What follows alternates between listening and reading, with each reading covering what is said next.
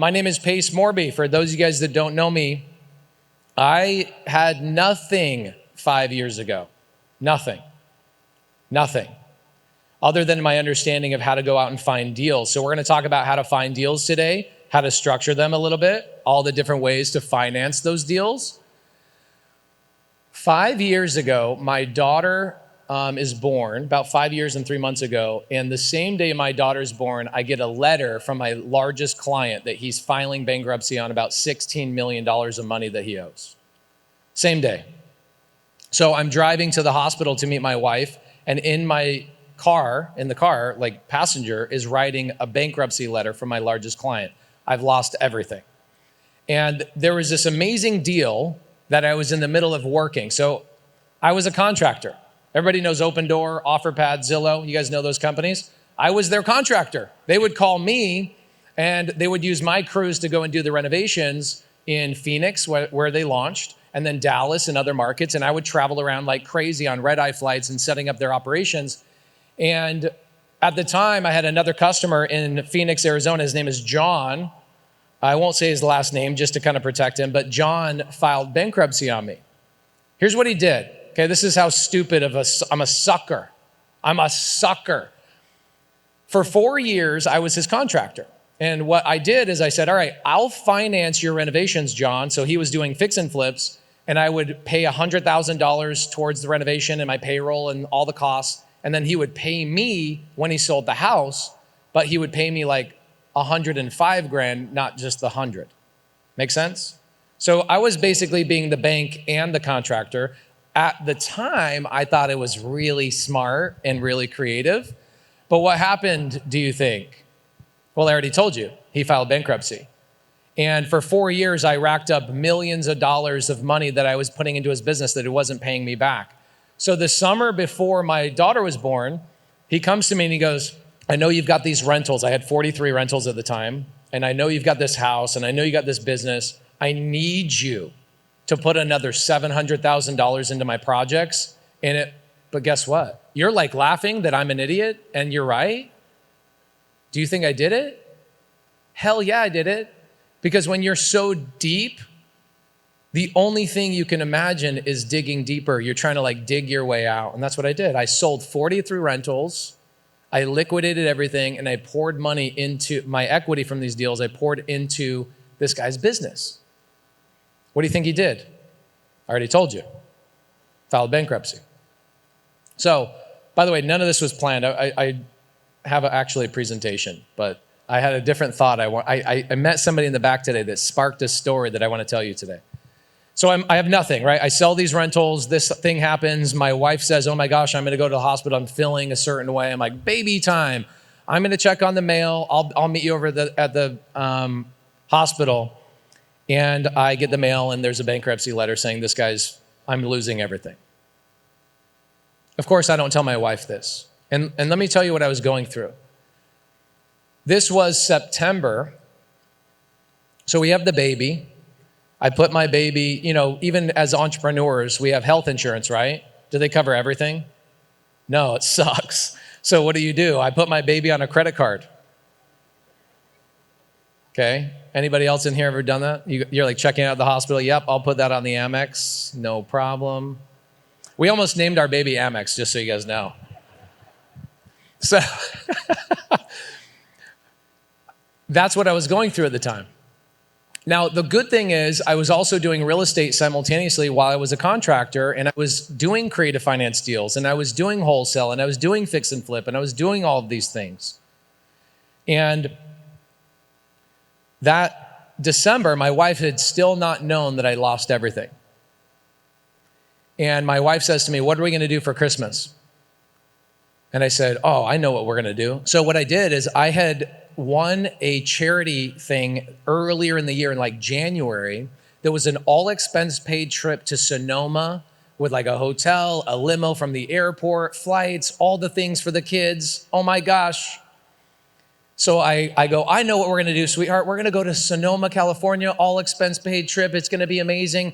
You don't want to tell a woman that just had a baby that we just lost everything. And as the man in my relationship, I know what my freaking job is. Go make that money and shut your effing mouth. Go do your job.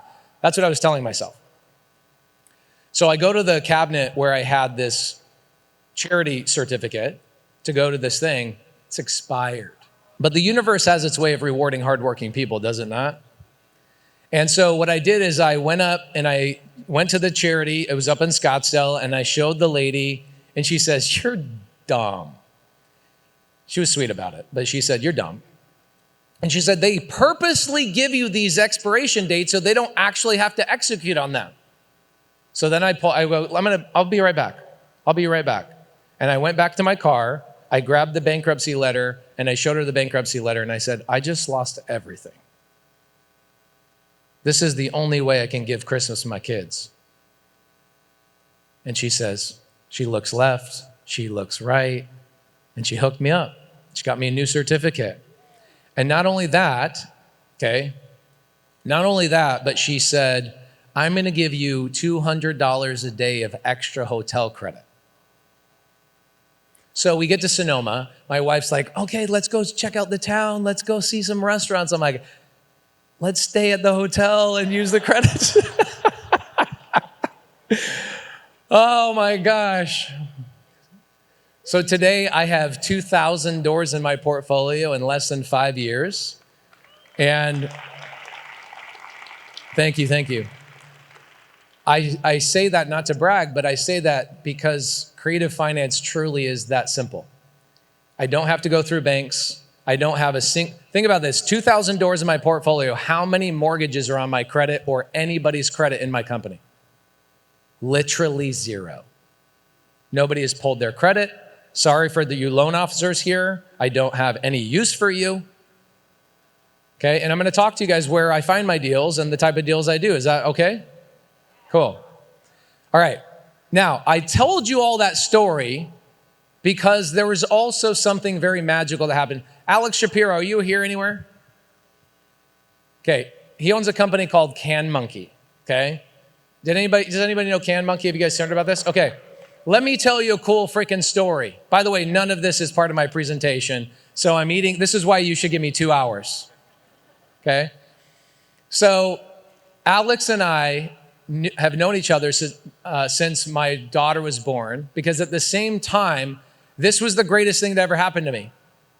Because the universe knew that I already knew creative finance. The universe knew that those 43 rentals I liquidated, I helped sellers get out of bad situations, and I put those in my portfolio. I had a bigger calling, and the universe was like, "You're an idiot. I'm gonna cause this guy to file bankruptcy because that's the only way to get you out of this freaking business."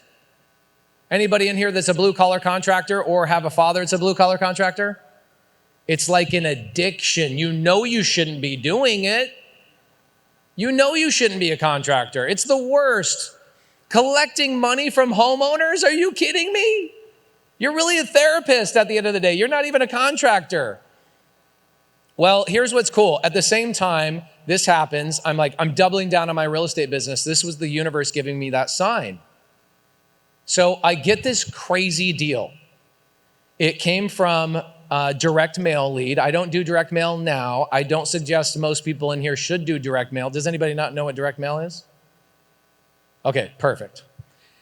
So I was doing direct mail at the time for my leads, and it was great because that's inbound leads. Those are really great qualified leads. This lady calls, she says, "Hey, I've got this situation. I inherited this property, and my parents died and left me the house, which I can't afford, but I just try to sell it with a real estate agent." By the way, real estate agents are very rarely a solution in my world. And so I'm looking for the people that can't be solved with real estate agents, which is a lot. And we'll talk about that in a little bit too. So she says, "I already tried to list with an agent, and I've talked to what they call these wholesalers." I'm like, "Damn, you know what a wholesaler is? Like, how many times do you have a seller that knows what a wholesaler is?" She knew what a wholesaler was because she had met with like 15 of them. And finally, somebody's like, "I can't do anything with this house." The reason why they couldn't do anything with this house is because the parents had passed away, and prior to them passing away, they absorbed this massive debt from the Arizona government called Access that pays for healthcare. And so government was paying for her parents' healthcare. They die, the government puts a lien on the property, and then she inherits the house. Make sense? Okay. Her name's Amy, by the way. And so I go, this is same week, okay? Literally the same week that the bankruptcy letter comes in. Same week. So I get the deal under contract. I meet her. She didn't want to meet me in person. She was so afraid of men. So she met me in a parking lot with my wife. Shout out to all the wives that are supporting out there. My wife also, at the time, I'm using my credit card for everything. We're driving to meet with this lady, and I'm like, I need this effing contract. You know, we've all been there. So we go get her under contract. We open escrow. Sure enough, title report shows this $190,000 lien. And I'm like, if anybody can solve this, it's gonna be me. I'm gonna do it. So I go down to Access because they wouldn't pick up the phone. For weeks and weeks and weeks, they wouldn't pick up the phone. So I go down to the building, nobody's there. Government, right? Sorry, anybody work in government right now? Y'all are lazy, just so you know. So I go to this building, literally nobody's in this building. Lights are on, doors locked, Access department. It's like 100 freaking booths that are all empty with phones and computers and all this stuff. I'm like, what the freak, dude? Typical, right? So I go back the next day, the next day, the next day. I then show up on the 5th day. I'm that relentless. Okay, so when people come to me and I'm at a meetup with them and they go, man, I called 3 sellers and I haven't gotten my deal yet. I'm like, bro, like, let's hang out for a little bit. Let me tell you what this actually takes. So the 5th day I go there, I'm knocking on the door and this guy comes up and he wheels the janitor cart thing, right? With the garbage can and the broomstick, it's almost out of a cartoon. You know what I'm saying? So he pulls up and he's like, hey, can I help you? I go, yeah, dude, I'm trying to, does anybody work in the government? What the freak? And he goes, what are you looking for? And he's so nice to me, so sweet. And he says, I go, here's what's going on. I'm looking for somebody to help me negotiate this $190,000 lien. This lady's gonna lose the house. I need this thing to work out. And he goes, okay, so you just need to negotiate the lien. Yes. He says, that's what I do. I'm not exaggerating at all. He has the garbage can. He's going in the thing. And I go, oh, okay, so what do I do? And he says, send me an offer have your title company, send me an offer of whatever you think is appropriate for this $190,000 lien. So Alex Shapiro, the owner of Can Monkey, was in the office when this happened. And I just had to give him a hug today because this was what got me back on my feet. This deal is what got me back on my feet. So I run over to the title company. Alex is there. He's just kind of starting in business. I'm restarting my business from this collapse of this guy stealing everything from me and not letting anybody know, right? Because who wants to hear a complaining male? You know what I'm saying? Ugh. So I'm not complaining. I'm just getting my job done. I'm just getting the thing done. So my title rep says to me, so what do you think we should offer? I go, what do you guys think we should offer? We're at 190. What should we offer? What do you think we should offer? 10,000? Come on, bro, don't be crazy. 50? All right. So we settle on 90. We're like, all right, if we drop this thing 100 grand, I'll be able to make maybe 50 G's on an assignment. Because I didn't have the time to do an Airbnb. I didn't have the time to raise money. I needed money now. What is that, J.G. Wentworth thing? I want my money and it's my money and I want it now?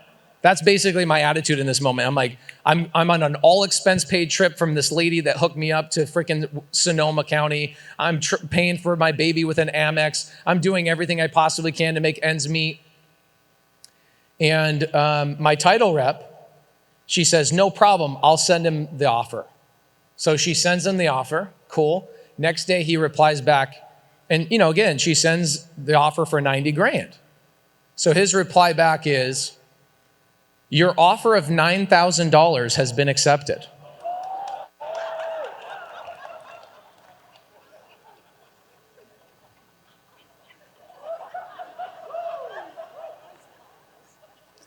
What? Now, you get this false hope every once in a while, and you're like, hope that it's real, but you're like, don't want to look at it because you're like, what if it I don't want to actually reread that email just in case if I reread it, it actually says 90. So I'm like peeking at the thing like, oh my gosh, it was $9,000. My title, my escrow officer made a typo and accidentally wrote $9,000 instead of 90, and homeboy accepted it.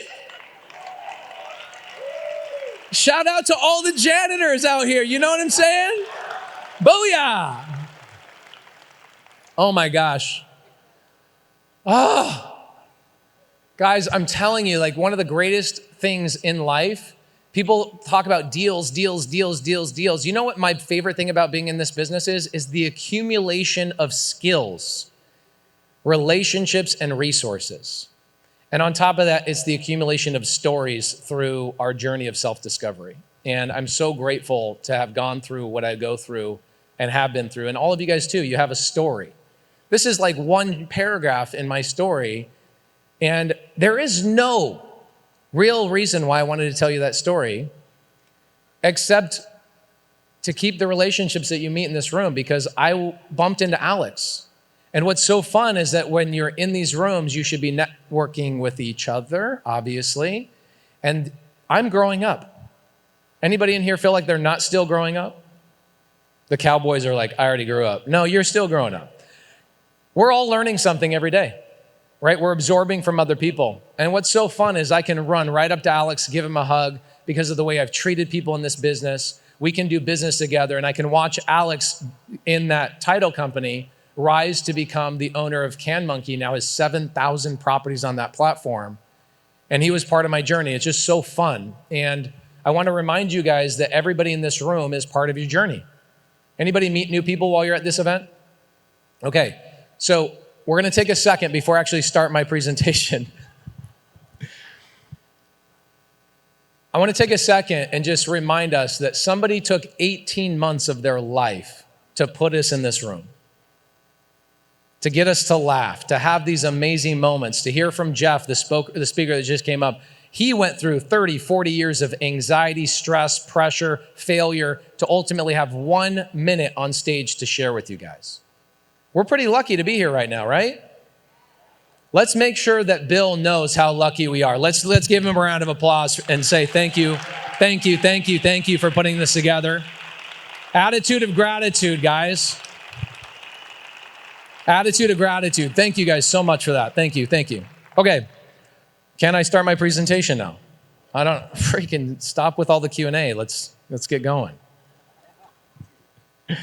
Was that a good story though?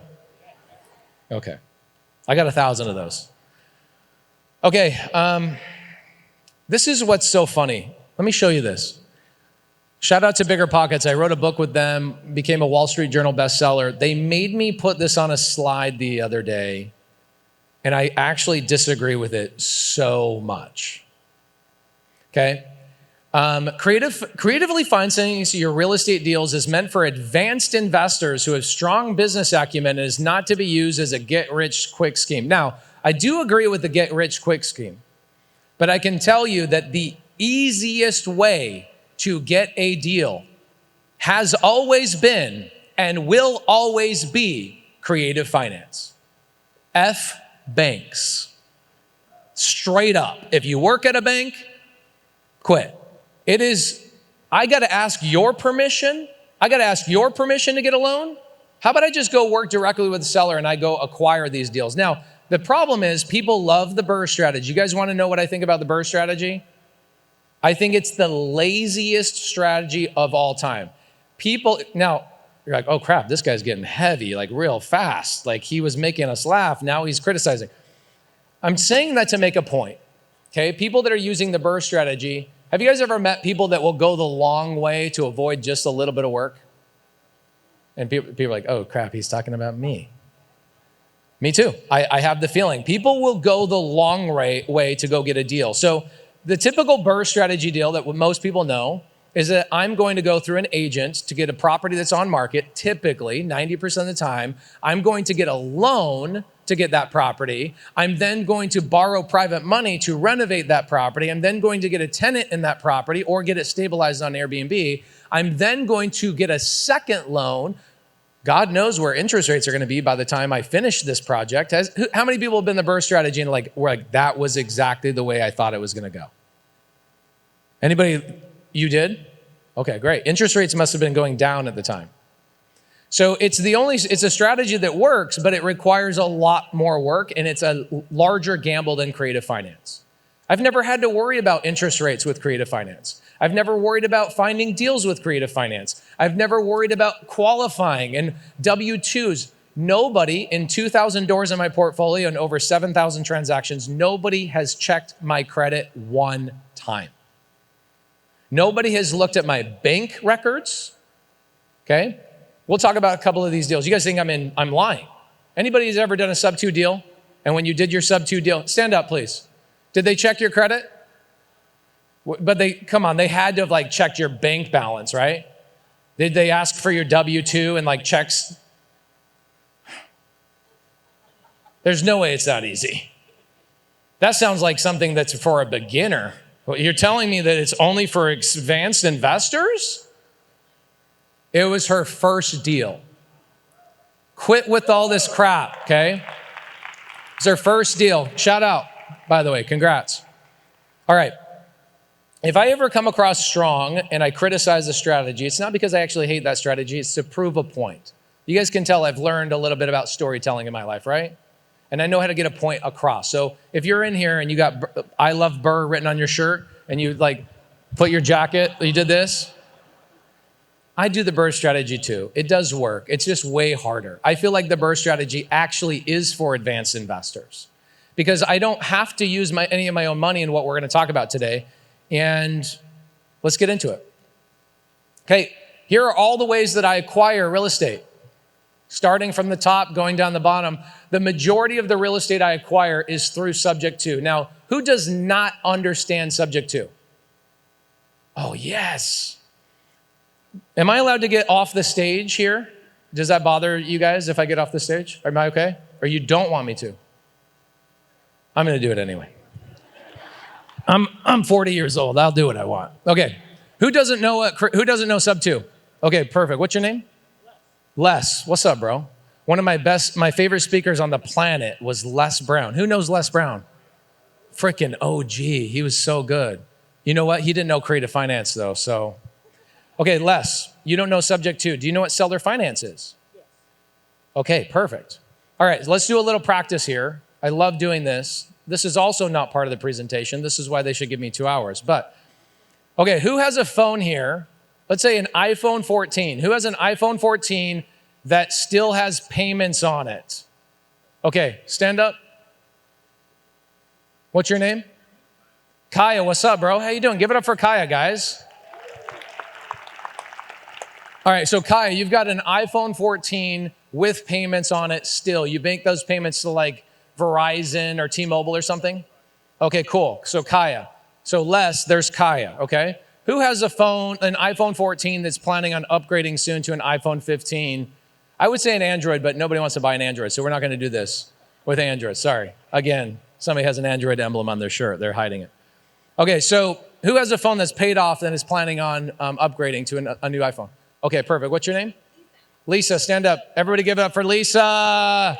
My girl, Lisa. Okay, Kaya, Lisa, let's do a couple of creative finance deals right now. You cool with that, Les? All right. All right, so Lisa, you've got an iPhone 14.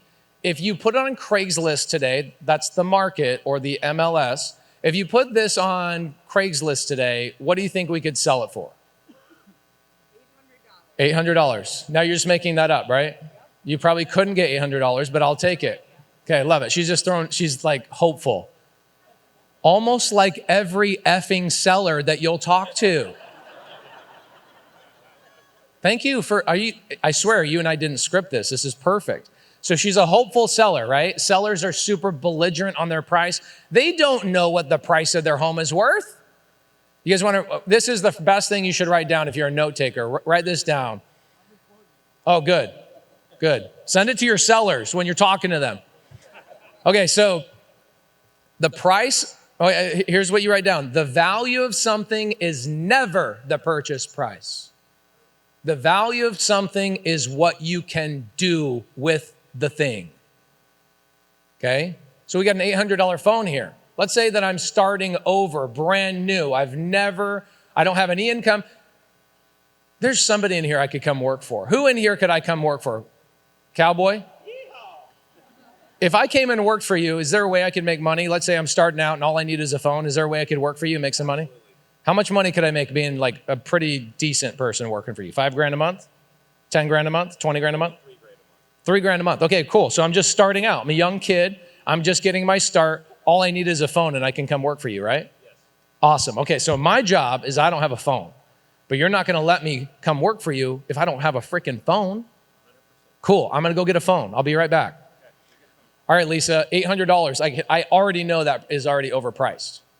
Okay, I already know it's overpriced, and that's perfectly okay. So let's work out a seller finance deal, okay?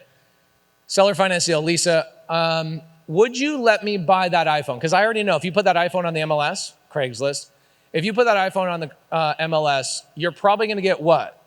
What do you think she'll get? 200. 200? Come on, bro. It ain't on Android. It's an iPhone. 550? Okay, cool. You're going to get offers at 550. Guys, by the way, this is happening on the market all the time on the MLS. She's getting offers at 550. So Lisa, knowing that you're getting offers at 550, if I came to you and said, hey, I'll pay you $800, but I need to pay you $80 a month for 10 months. Would you do that with me? Okay, you'll do that deal. Okay, cool. So that's seller finance. She's the seller financing me. Okay, now, guess what we just did? We worked out 4 terms. You just don't know we did it because I'm kind of sleuth and gangster at it. So here's the 4 terms. Write these things down. By the way, we're not going to get to my presentation today. This is the new presentation. Is this better? Okay, cool. Have you guys ever had Hattie B's chicken, by the way? Guys, okay, I've had chicken sandwiches in my life. Once I had a Hattie B chicken sandwich, I was looking at that last bite in pure refusal. Refused to admit it was that good. And secondly, I refused to eat the last bite because I'm like, damn, I don't want this thing to go away. That's how I felt when I learned creative finance. I didn't want to ever go back to traditional finance ever again, okay? So, Lisa, what are the 4 terms we worked out? For 10 months. You're like, wait, what are the 4 things we worked out? What did we work out, guys? She doesn't see it. She didn't notice it. There's 4 things. Purchase price, down payment. Second one is down payment. Write these things down for my note takers. First thing is always purchase price. Sellers care about purchase price more than anything else. So your seller is going to care about purchase price more than anything else. She's intoxicated by that $800. What do I give a crap? $800 was purchase price. What's my down payment? 0 down. Pace, how do you get 0 down on like most of your deals? Just like I just did right here. Okay, so Mr. Seller, if I could get you the number that you're looking for, assuming that all the numbers that everybody else is lowballing you at 550, if I came up to your number of $800, see how I asked that question? I came up to your number. I'm showing them through my question. This is called manipulation. Wives do it to husbands all the time, just so you know. You know I'm right. Okay, so what did we work out? Purchase price, down payment, interest rate. What's my interest rate, y'all? Pace, how do you get 0% interest all the time? Just like that. Okay, so 0 down, 0% interest, and then the number 4 is length of time. Okay, so we worked out all 4 of those things, whether you saw that or not. Okay, Les, my guy. Do we now really know what seller finance is? Cool. Kaya, my guy. Give it up for Lisa, by the way. Now, check this out. Now I can come work for the Dutton family over here. You guys look great, by the way. Love it. Lisa now allowed me to take that $80 monthly payment and I can come work for Cowboy here. What's your name? Greg. Okay. I can come and work for Greg and go make $3,000 a month and support myself and get myself some money coming in. Make sense? So did I overpay for that property? The value of something is never the purchase price. The value is always what you can do with it, okay?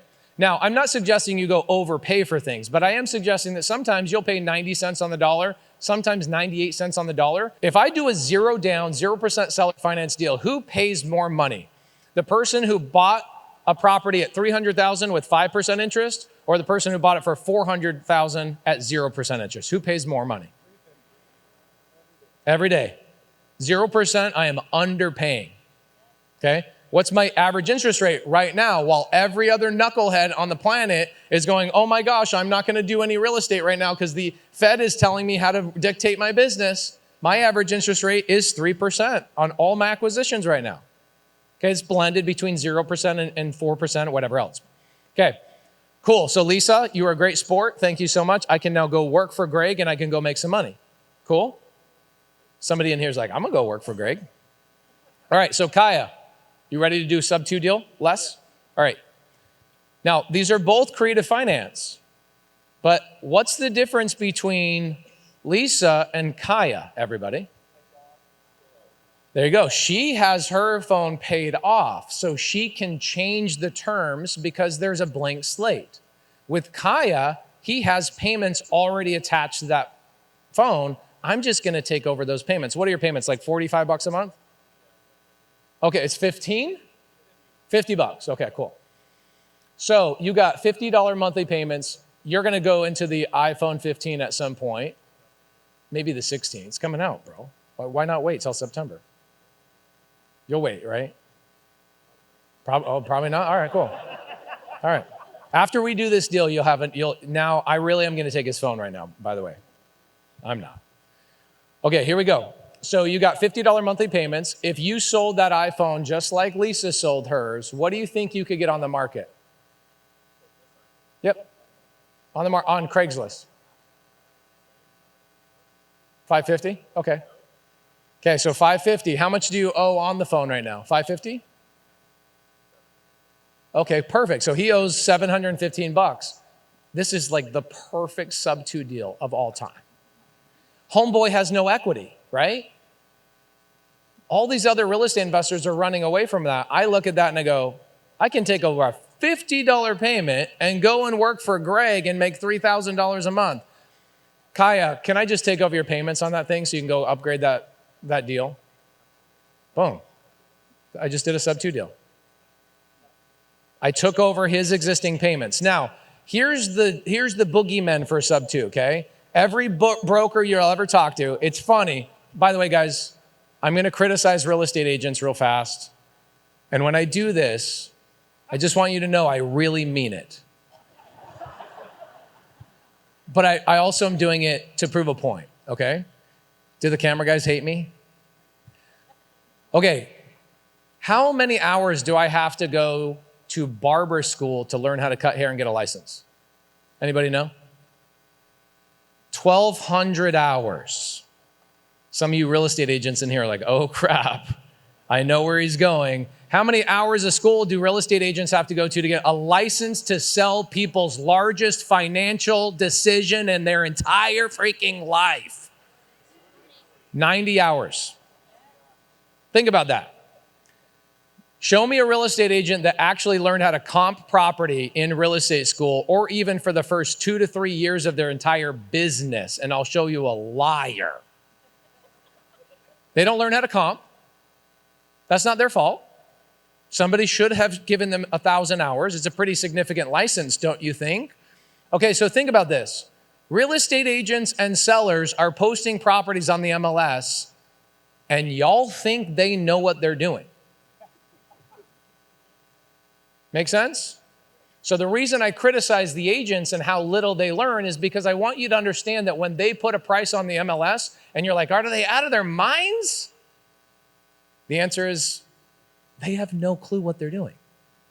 And I don't say that jokingly. I can tell you there's probably 100 agents in this room right now that took a listing from a family member, a friend, or somebody else that they were like, I hope this sells at the price I'm putting it on the market for. Do we all agree with this? Okay, so where is the greatest opportunity for us right now? If I want to go get a deal today, I want to get a deal today. Yes, you could do that. You guys ready to take some notes? Okay. We understand SubTo and seller finance now, right, Les? So do I have to get a credit check when I take over Kaya's cell phone payments? I don't know. I do not. Do I need permission from the bank to go take over his payments? I do not. What about Verizon? I don't need their permission. They just want their payment. What does it matter? Your mom probably used to pay. No, you're too old. How many people in here, your mom paid your cell phone payment? Okay. You and I are about the same age. My mom, I didn't have a cell phone until I got out of high school, right? So I paid for my own. Your parents did pay for your phone? I'm like, damn. Y'all are bougie. I love it. Okay, so we already know. Here's another interesting thing. Let's do something really fun. Let me give you a depiction of how I look at a real estate transaction. I'm really stupid. Like, I had to have an escrow officer teach me this stuff, and I had to have it whiteboarded 18 times, and then I would be like, oh, okay, so it's kind of like just taking over somebody's cell phone payment. She's like, yes. I'm like, why didn't you just say it that way? Like, why do we have to go the hard way around? Okay, we've all been to the grocery store. We use credit cards to not only buy our babies, but sometimes to buy groceries. Okay, how many people have used a credit card recently? A credit card, not a debit card. You Dave Ramsey lovers in here, don't raise your hands. Have you used a credit card lately? What's your name? Svetlana, I love that. A credit card, like a Visa or Amex? MasterCard, okay, great. So she's used a MasterCard. So if you go to the grocery store and you get all your stuff and you go to the cashier and it goes down the little thing and she looks at everything, scans it in, I look at that just the same way I look at a real estate transaction. I take the thing I want to buy, I give it to the cashier, which is also called an escrow officer, and she does a title report, which is checking all the goods, okay? Now, if I use my MasterCard on those groceries, Svetlana, and I now take those groceries, I got the receipt and I got the bag of the groceries, it's obvious that I use somebody else's money to buy those groceries, right? Okay, so who owns those groceries? I use somebody else's money, but I own it? How do we know we own it? Okay, there's two things. I love it. There's two things actually, right? What's in my left hand? The groceries. What's in my right hand? The receipt. What is the receipt of real estate, my friends? It is the deed. Write that down. The deed can transfer less. By the way, I came all the way to Nashville just for you, my friend, okay? There's always just one person that needs this, okay? All right, so Les, do I need permission to use Svetlana? Svetlana, by the way, I could take your MasterCard and couldn't I go buy groceries with it right now? Yes, I 100% can. When has anybody checked your ID at any grocery store, guys? Okay, so just so y'all know, you're buying a lot of things. If you, husband, wife, if you're using each other's cards, you are buying groceries subject to somebody else's credit card statement. You're doing it all the time. It's happening all the time around you. You're just not identifying what you're doing.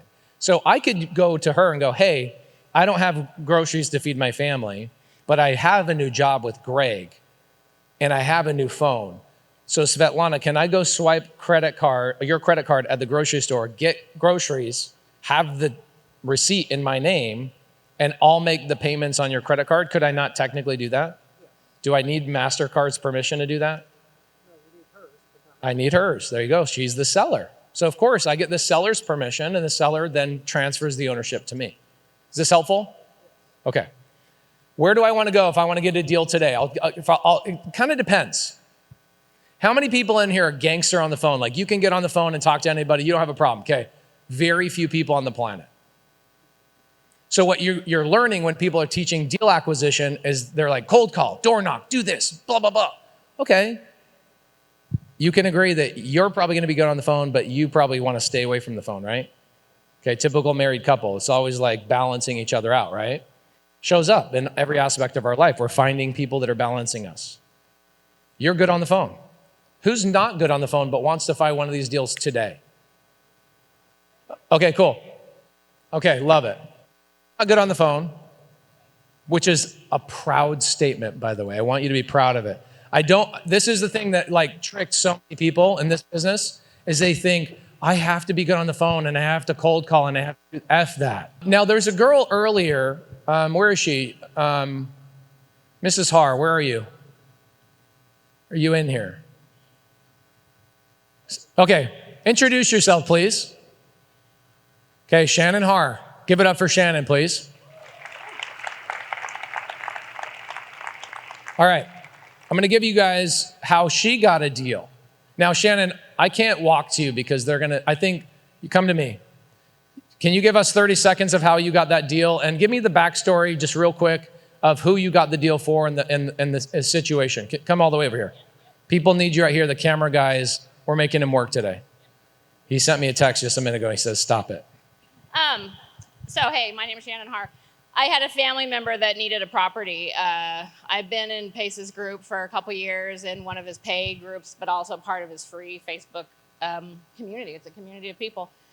Someone local to me posted that they were in a situation they needed to get out of. They were about to get foreclosed on their property due to a bad real estate deal they did with somebody underhanded. They signed a piece of paper. This person was going to come and foreclose on their property over $40,000.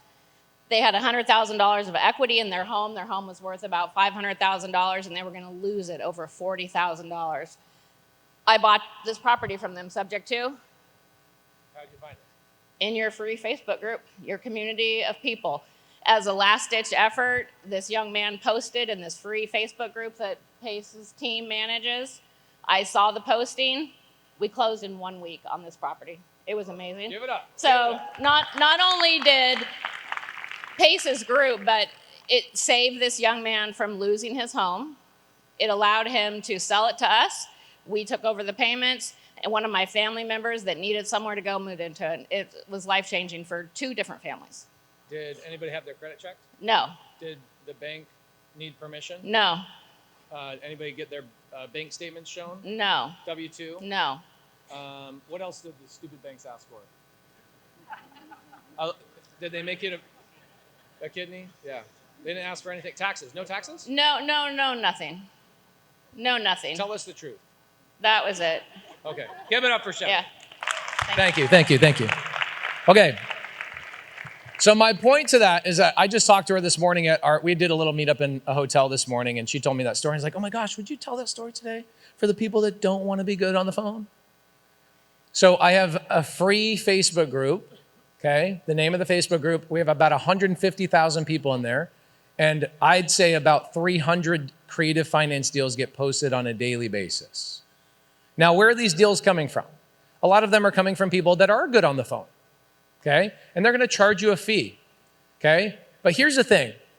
If I go to a bank today, and don't tell me 20%, because that's an absolute lie.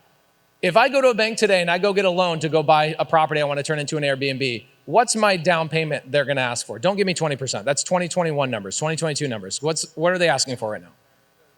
30 to 35%. So let's say I want to go buy a $300,000 house. How much is that bank going to need from me to close on that property? 80 to 100,000 bucks. That's normal, by the way. That's what everybody in the regular traditional world thinks is normal. Do you know what our average cost to get into a deal is in terms of down payment, closing costs, everything? It's about 8%. It's 8%. It's not even 20%, 25% of what the normal cost is. Now, here's the beautiful thing about it. Anybody ever do the BRRRR strategy where they won't let you bring in a private money lender? They want to see your actual money in the deal? Okay, I've got some people raise their hand. In creative finance, nobody cares where your money came from. So let's say that I'm buying a deal from somebody in the free Facebook group. The free Facebook group, you should go in there today. It is unbelievable, truly. Oh, sorry. I thought you were reading my mind. It's facebook.com/groups/creative finance with Pace Morby. I was thinking, how do I make this as long as humanly possible? Just the name of the Facebook group is Creative Finance with Pace Morby, okay? So you don't need to learn how to acquire, negotiate, follow up with these deals. You don't need to have an acquisition team. You don't need to send out postcards. You don't need to door knock. Other people are doing that on your behalf that are better suited and actually crave doing that. How many people in here actually crave talking to sellers and negotiating with them? I'm one, Kaya. Yep. It's fun, isn't it? You get to be a deal detective. And once you understand how to be good at this, it is so fun, but it's a specific personality type. Everybody joining the Facebook group? Or are you guys Instagramming right now? Because I suck. When you look at your phone, it makes me feel like I suck. Okay, cool. It's a free group. Why is this group great? Because there's other people out there that are hella good on the phone. So good on the phone, they get the deal and they'll sell the deal to you and they'll make $8,000, $10,000. Now you can do a couple of things. You can be a lunatic and use your own money if you want to do that. Or you can bring a partner in here, okay? By the way, we do not have a money problem in life. You guys need to write that down. I do not have a money problem. Watch this. I'll give you proof of this. How many people, how much time do I have? I probably don't have any time. No time. Oh, I'm 3 minutes late. Perfect. That means I'm right on time. If I found a great deal right now, and I was like, by the way, great energy. Just want to let you know that when you give energy like that to speakers on the stage, you make everybody else's experience better. So shout out to both of you. Okay? So if I found a great deal today and I needed 25 grand and I would bring you in as a partner on that deal, how many people have access to 25,000 bucks? Raise your hand. Okay, keep them up, keep them up, keep them up. Do you think we have a money problem in this room? We do not have a money problem. So free Facebook group is a great way for you to find these deals. Other people are sending them to you. Now, why wouldn't they? This is the last thing I'll say before I wrap up. Maybe one day you'll see my presentation. Why would somebody sell you that deal instead of keeping it for themselves? Think about where I was when that $190,000 lien got written down to $9,000. Was I in a position that I should have bought that property? No, I needed today money. That today money saved my family. So I can tell you right now that there are thousands of people that are really good at finding these deals. They are abundant, okay? And they need today money. And so you come to the table with them and go, absolutely, thank you for getting that deal. 3% interest. I give the seller 10 grand. I give you 10 grand. I have closing costs and I now owe a $400,000 deal and I have no credit, no bank, no approval, no nothing, no tax returns, none of that stuff. Why would you do it any other way?